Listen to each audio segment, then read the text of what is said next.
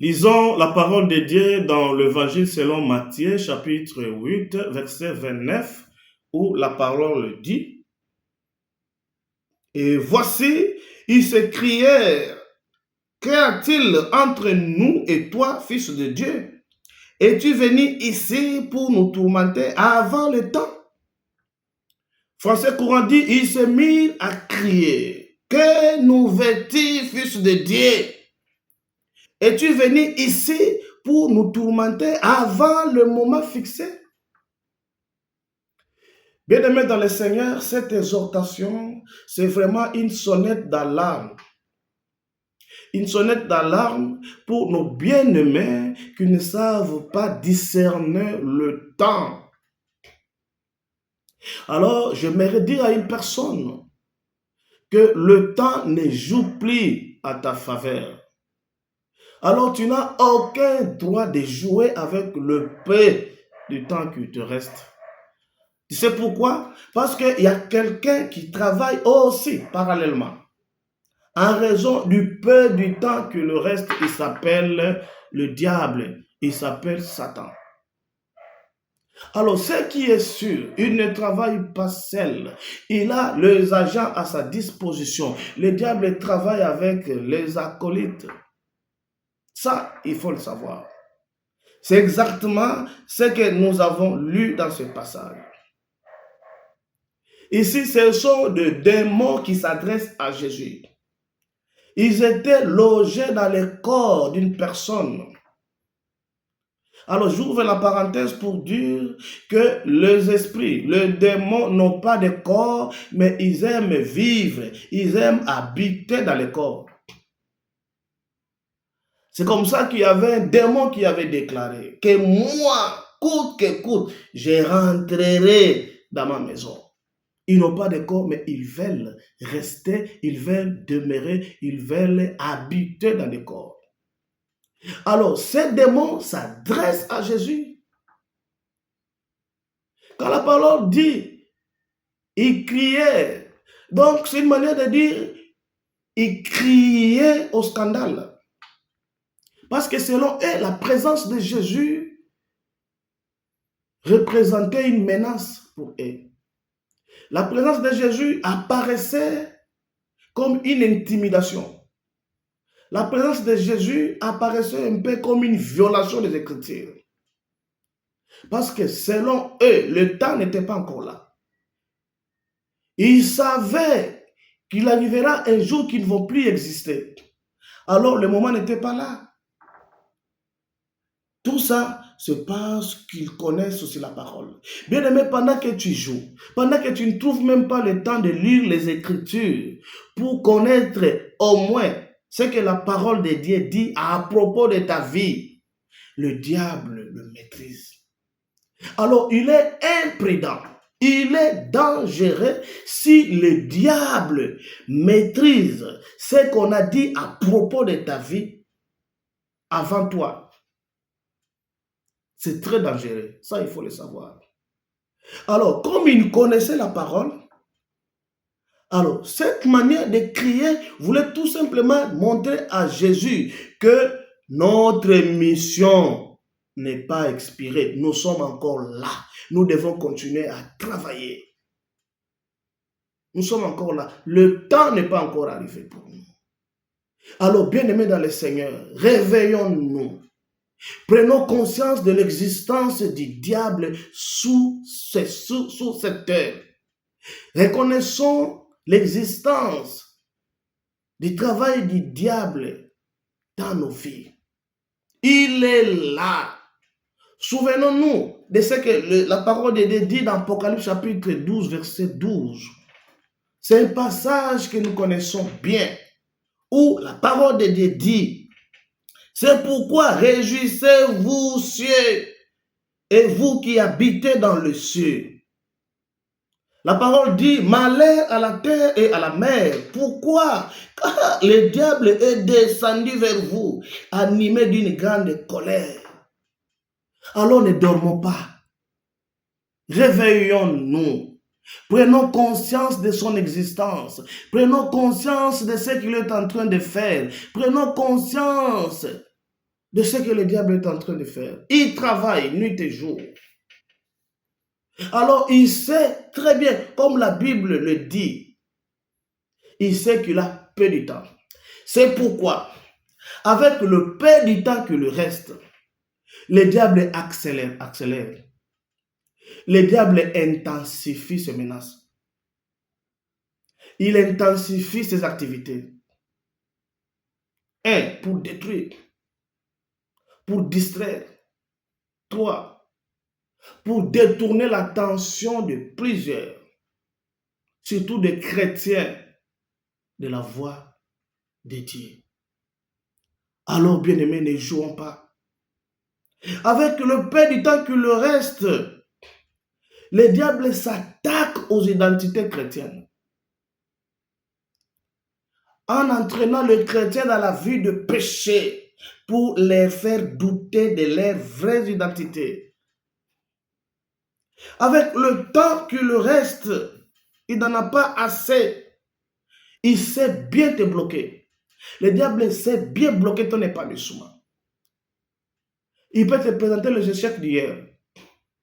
Il peut renfermer ta vie dans l'étiquette d'une personne inutile. Une personne qui ne sert à rien, un bon à rien. Une personne souillée. Une personne malheureuse. Une personne rejetée. Une personne incapable. Une personne improductive. Et il peut enfermer ta vie juste pour que tu n'avances pas. Pour que tu n'aies pas l'autorité sur lui. Ma prière est que le Seigneur, la main de Dieu te récupère là où le diable t'a placé. Tu dois sortir de ce complot. Tu dois sortir de cette organisation. Que la main de Dieu te tire de là. Que la main de Dieu tire ta conscience là où le diable l'a affaibli. Tu dois prendre conscience de ce que tu es. Tu dois prendre conscience de ta vie sous le soleil. Tu dois comprendre que tu es pérenné sur cette vie. Sur cette terre. Pérenné. Tu n'as pas assez de temps. Alors tu dois prendre conscience de tout ça. Avec le peu du temps, le diable sème des confusions. De telle sorte qu'on ne sait plus distinguer le bien et le mal. Nous ne savons plus qu'est-ce qui est bien et qu'est-ce qui est mauvais. Parce que nous vivons dans le péché. Bien-aimé dans le Seigneur, laisse-moi te dire, lorsque tu vis dans le péché et que tu ressens rien, sache-le bien que tu es mort. Parce qu'une personne morte ne ressent rien. Que le Seigneur t'aide à comprendre tout ça. Dans les églises, le diable pénètre même les assemblées chrétiennes pour semer des divisions. Il a une technique pour affaiblir la parole de Dieu. Il donne de faux enseignements aux pasteurs, bishops, et ainsi de suite. Pour affaiblir, pour faire perdre la puissance de la parole de Dieu. Pour décourager le fidèle. Il pénètre le foyer pour détruire le foyer avec le divorce, avec des conflits, avec des situations, avec des problèmes, avec des trahisons, avec des cas de l'infidélité. Il sait faire les choses. Dans nos familles, il bloque l'amour entre les frères et les sœurs. Il bloque l'affection. Il paralyse l'unité. C'est le travail que le diable est en train de faire avec le peu du temps qu'il a.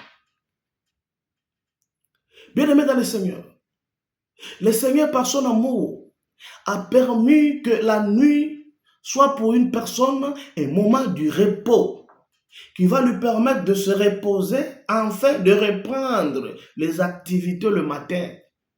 Mais pendant la nuit, le diable vient t'attaquer par des songes, par des rêves étranges, par de mauvaises présences pendant la nuit. Alors les chrétiens doivent savoir que nous avons un ennemi, il s'appelle le diable, et il travaille 24 heures sur 24 heures. Il travaille 7 jours sur 7 jours. Parce qu'il sait qu'il n'a pas assez de temps. Bien-aimé dans le Seigneur, le diable a reçu même à diminuer la valeur de la prière. Il te fait croire que ta prière n'est pas exaucée. Que le Dieu que tu cries là, nuit et jour, il est absent, il n'existe pas. Et c'est ce qui a mené ce qui a mené beaucoup de personnes, beaucoup de chrétiens au découragement, à la médiocrité. Parce qu'ils ont cru à ce que le diable les faisait croire. Que Dieu n'existe pas, il est absent. Il ne joue pas avec le pain du temps qu'il reste. Bien-aimé dans le Seigneur, le diable vole même le feu. Il vole le zèle. Il peut aller plus loin pour voler même ton intimité avec Dieu. Bien-aimé dans le Seigneur, ne permets jamais que tu puisses perdre l'intimité avec Dieu, car c'est ta seule source de force. L'intimité avec Dieu. Le diable le sait.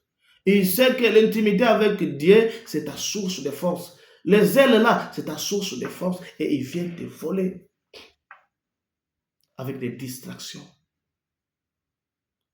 C'est ce qui a fait que tu n'es plus ce que tu étais hier.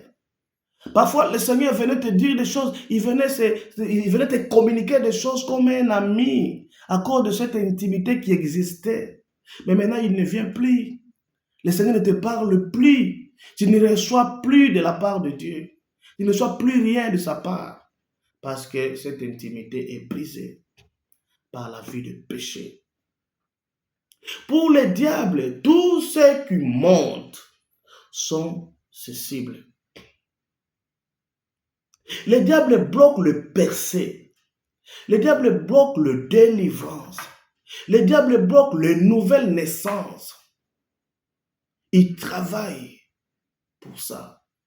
Alors nous devons faire très attention. Pendant que lui travaille, sachant qu'il a peur du temps, mais nous sommes dans la distraction. Bien-aimés dans le Seigneur, le diable a rendu nos vies spirituelles stériles, au point où les vies spirituelles ne reproduisent plus.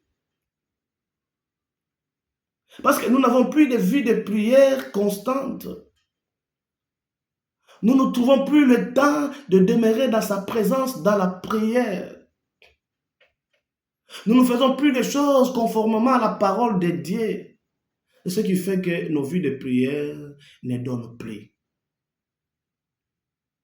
Et qu'est-ce qu'il a fait? Il a disposé pas mal de choses qui peuvent nous distraire. Dans les réseaux sociaux, dans ceci, cela, nous sommes dans ça et c'est la distraction pure et simple. Que le Seigneur nous aide. Le diable attaque le projet. Il attaque le lan d'un projet qui peut voir le jour plus tard. Le diable attaque l'embryon de ce projet. C'est fini. De peur que ce projet lui menace plus tard. Alors, bien aimé, nous devons savoir qu'avec le peu de temps qui lui reste, il attaque vite. Il attaque fort et sans relâche. Alors, c'est à nous de contrecarrer ces actions. La parole de Dieu nous a donné cette possibilité. C'est ce que la parole de Dieu dit dans Jacques, chapitre 4, verset 7. La parole de Dieu nous dit ceci. Soumettez-vous à Dieu et résistez au diable. Il fuira loin de vous. Le diable n'a jamais été fort. Ce qui lui rend fort, c'est la vie de péché. Lorsque nous commettons le péché, ça lui donne la possibilité de dominer sur nous. Quand tu commets le péché, tu lui donnes les munitions. Le diable n'est pas fort. Quand tu commets le péché, le rapport de force change à sa faveur. Il se retrouve en position de force et nous sommes affaiblis à cause de nos péchés. Alors résistons au diable. La parole de Dieu dit dans l'épître de Paul, deuxième épître de Paul aux Corinthiens, chapitre 2, verset 11. Enfin, de ne pas laisser l'avantage à Satan, car nous n'ignorons pas son dessein. Ne laissons aucun avantage au diable. Quand il trouve l'occasion, il va travailler comme jamais, parce qu'il sait qu'il n'a pas assez de temps. Alors, bien-aimés dans le Seigneur, réveillons-nous. Réveillons-nous. Nous devons savoir que nous sommes des passagers sur cette soleil, sur cette terre. Nous venons de quelque part, nous sommes des ambassadeurs. Nous ne devrons pas vivre comme les gens de ce monde. Nous sommes les ambassadeurs. Les ambassadeurs, quand ils viennent dans un pays, ils ne mangent pas comme les habitants de ce pays. Ils viennent avec parfois leur nourriture, ils viennent avec leur stock des eaux, et c'est de suite parce qu'ils savent que dans ce pays, ils sont là pour un peu de temps. Pour un peu de temps. Alors nous sommes ici aussi pour peu de temps. Alors réveillons-nous, car le diable est en train de travailler parce que lui aussi, il n'a pas assez de temps. Et il le sait, il est conscient qu'un jour, il ne va plus exister. Il le sait. Il n'y a que toi qui ne maîtrises pas. Que le Seigneur t'aide afin de te réveiller, afin de changer ta position, afin de comprendre les choses d'une autre manière. Que Dieu te bénisse, qu'il te garde et qu'il te protège.